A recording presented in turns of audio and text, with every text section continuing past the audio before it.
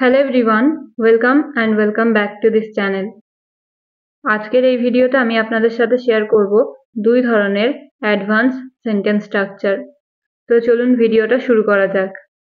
তোমার তো শুধু খেলা আর খেলা, তার শুধু খাওয়া আর খাওয়া, তাদের শুধু পড়া আর পড়া।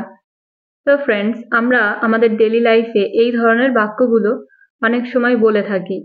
তো চলুন তাহলে প্রথম স্ট্রাকচারেই আমি দেখাই যে এই ধরনের বাক্যগুলো বলতে হলে ইংরেজিতে এই ধরনের বাক্যগুলো আসলে কিভাবে বলতে হয়। তো এই টাইপের বাক্যগুলো বলতে হলে প্রথমে দেখা যাক সেন্টেন্স স্ট্রাকচার। সেন্টেন্স স্ট্রাকচার হবে প্রথমে অল, তারপর সাবজেক্ট, তারপর হবে care about plus is plus ভার্বের আইএনজি ফর্ম। তো এই হলো সেন্টেন্স স্ট্রাকচার। এবার কয়েকটা সেন্টেন্স বাংলা থেকে ইংলিশে ট্রান্সলেট করে দেখলে আপনারা আরো ভালোভাবে বুঝে যাবেন। তো চলুন তাহলে কয়েকটা এক্সাম্পল দেখা যাক। প্রথম সেন্টেন্সটা হলো তোমার তো শুধু খেলা আর খেলা, তোমার তো শুধু খেলা আর খেলা। তো এই সেন্টেন্সটা ইংলিশে হবে all you care about is playing, all you care about is playing. তার তো শুধু খাওয়া আর খাওয়া, মানে হলো সে সবসময় খায় আর কি, এরকম বোঝাচ্ছে। তো ইংলিশে সেন্টেন্সটা হবে all he cares about is eating, all he cares about is eating, মানে তার তো শুধু খাওয়া আর খাওয়া।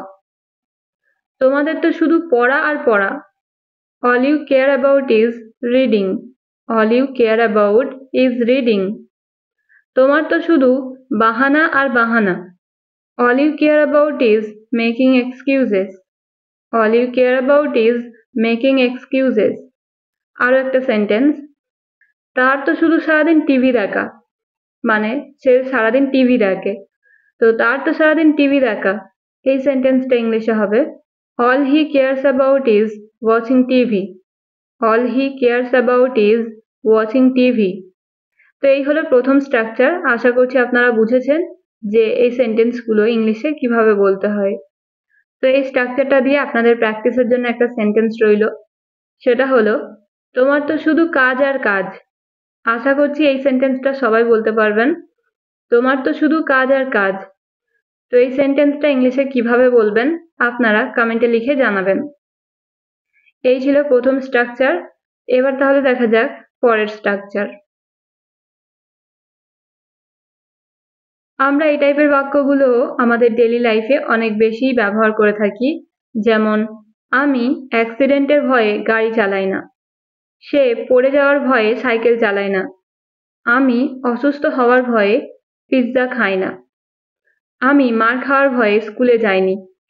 এই ধরনের বাক্যগুলো কিন্তু আমরা আমাদের দৈনন্দিন জীবনে ব্যবহার করে থাকি, বা আমাদের এই ধরনের বাক্যগুলো প্রতিদিনই প্রায় বলার প্রয়োজন হয়ে থাকে। তো তাহলে দেখা যাক যে এই বাক্যগুলো ইংলিশে কিভাবে বলতে হয়।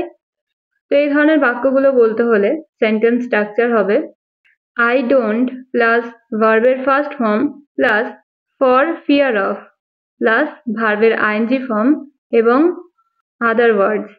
ওকে, তো কোনো কিছুর ভয়ে যখন আমরা কোনো সেন্টেন্স এরকম বলবো যে কোনো কিছুর ভয়ে কোনো কাজ করতে আমরা ভয় পাই, তখন কিন্তু আমাদের ইংলিশ সেন্টেন্সে এই ফ্রেজটা ব্যবহার করতে হবে, ফর ফিয়ার অফ।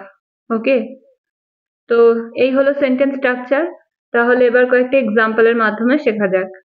প্রথম এক্সাম্পল হলো আমি অ্যাক্সিডেন্টের ভয়ে গাড়ি চালাই না, আমি অ্যাক্সিডেন্টের ভয়ে গাড়ি চালাই না। এই সেন্টেন্সটা ইংলিশে হবে I don't drive for fear of having an accident, I don't drive for fear of having an accident।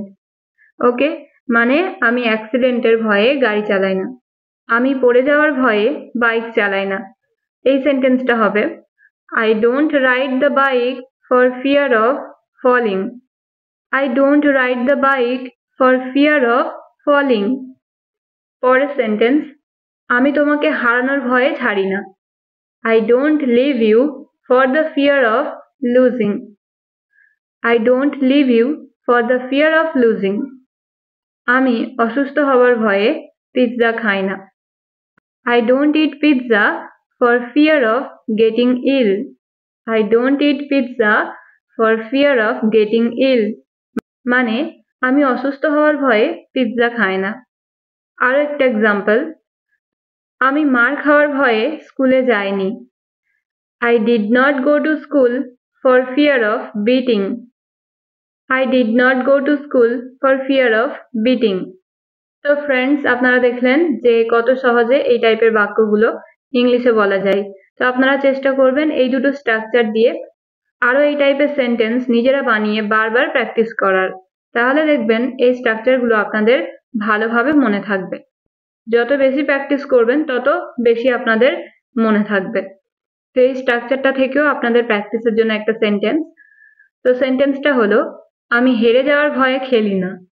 আমি হেরে যাওয়ার ভয়ে খেলি না। এই বাক্যটার ইংরেজিও আশা করছি আপনারা সবাই বলতে পারবেন। সো কমেন্টে ঝটপট লিখে জানান যে এই বাক্যটার ইংরেজি আপনারা কিভাবে বলবেন। তো ফ্রেন্ডস, অনেকদিন পর আবার এই অ্যাডভান্স স্ট্রাকচার আপনাদের সাথে শেয়ার করলাম। আশা করছি ভিডিওটা আপনাদের ভালো লেগেছে। আর আপনারা যারা এই চ্যানেলে এই প্রথমবার ভিডিও দেখছেন তাদেরকে আমি বলে দিতে চাই, এই চ্যানেলে আপনারা যদি প্লেলিস্টটা একবার চেক করেন তাহলে কিন্তু আপনারা এই অ্যাডভান্স স্ট্রাকচারের উপরে প্রায় 200-300টার মতো অ্যাডভান্স স্ট্রাকচার আপনারা কিন্তু পেয়ে যাবেন। তো তার জন্য অবশ্যই প্লেলিস্টটা একবার চেক করে নেবেন। আর আজকের ভিডিওটা যদি ইউজফুল মনে হয় তাহলে অবশ্যই ভিডিওটা লাইক করবেন এবং বেশি বেশি শেয়ার করবেন। তো পরের ভিডিওতে আবার দেখা হবে। Thank you so much for watching.